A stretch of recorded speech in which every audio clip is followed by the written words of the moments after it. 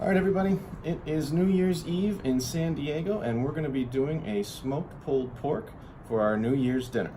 We're going to be doing a 3-pound pork butt, and we're going to be doing it on our mini Weber Smokey Mountain. Let's get started.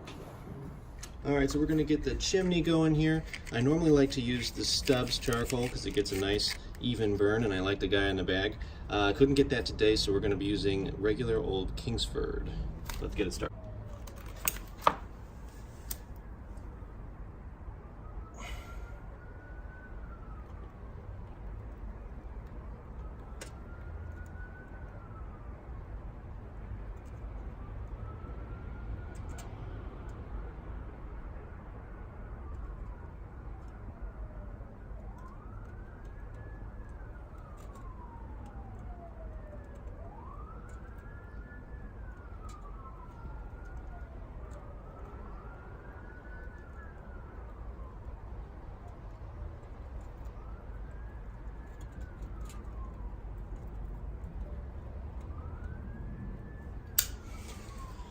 All right, now while that gets started, we're gonna go inside and prep the meat.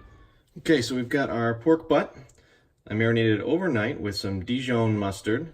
And right now we're going to wipe it off with some paper towels.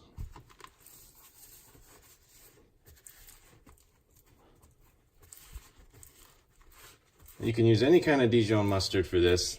I like to use the Goldens. It seems to work out pretty well. Want to make sure you wipe this off so you make sure that you can get your rub nice and sticky on there. So once we're done rubbing off the mustard, throw that away, we're going to put on our rub. And today we're going to be using the Galena Street Chicken and Rib Rub from Penzeys Spices. Now I don't always use this rub, but I do like the rubs that they have at Penzeys. I've tried a couple other different ones. They all seem to work out pretty well.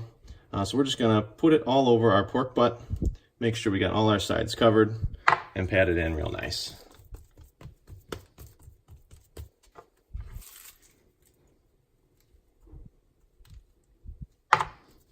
Now sometimes when you're putting this on, a lot of it will go onto your board. So instead of wasting it, you can simply, and see, sometimes this happens with pork butt, it'll come apart like that. So that's okay. We can just smoke 2 different pieces of the pork butt instead of the one big one. So we'll have to put our rub even further into the pork butt. There we go, let's pat that in there real nice. Get the other side.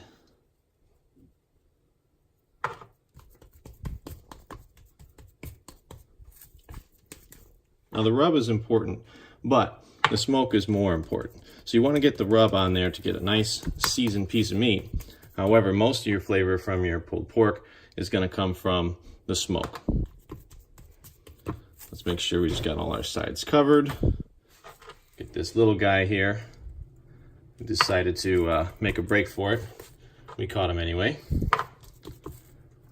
All right, pick up all the excess we've got. Okay, let's get a little bit more here.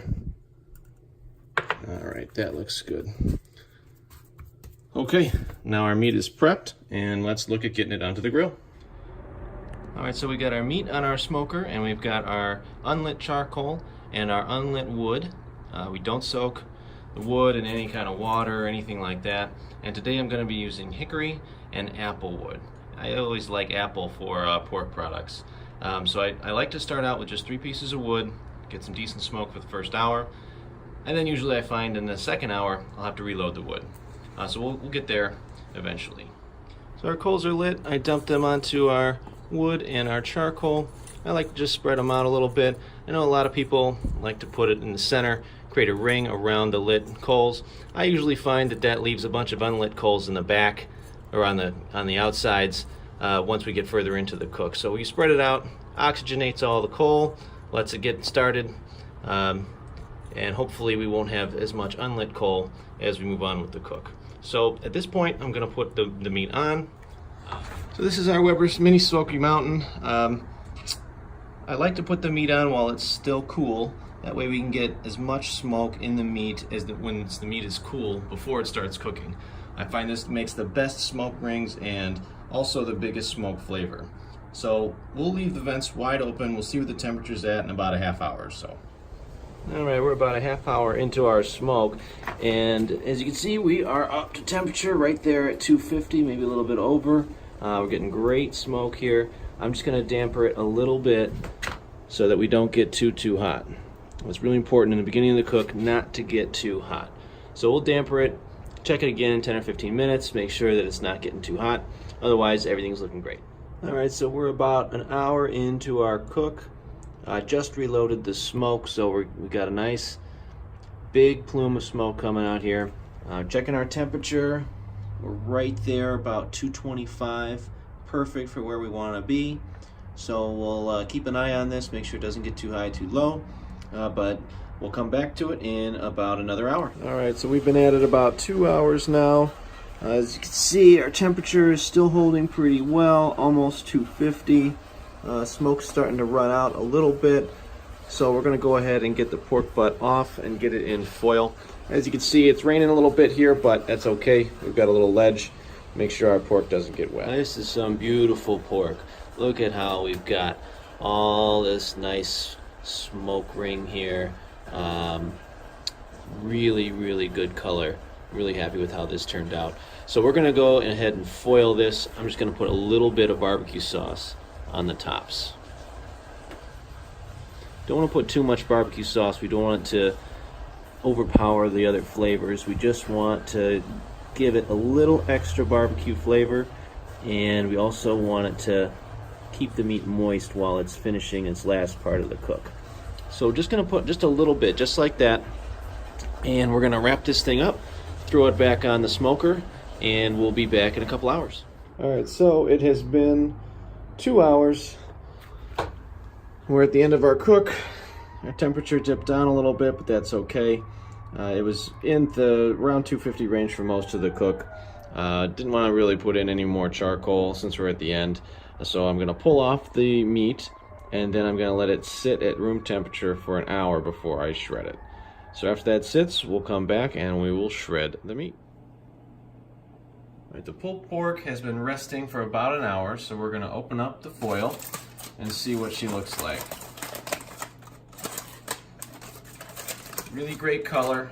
You can see that there's a lot of juices left over. We're going to save those and we're going to put them back in with the pulled pork. We're going to keep it in the fridge overnight. So I'm going to go ahead and open up the other one as well. We'll shred it, and then I'll show you how we're going to store it for the overnight. I just want to get a close-up look to show you guys what the smoke ring looks like. It's a little thin, but it's definitely there. A lot of that flavor is going to be right there in that smoke ring. All right, I'm going to shred it up, and I'll be right back. All right, so I've got the pork all shredded up. Got it in this big bowl.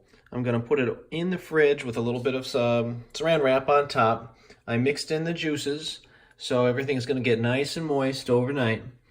And with the way that we've cooked it and putting the juices in, we don't even need any barbecue sauce when we serve it tomorrow. Well, and there you have it. There's some California pulled pork barbecue on New Year's Eve. You guys have a good one.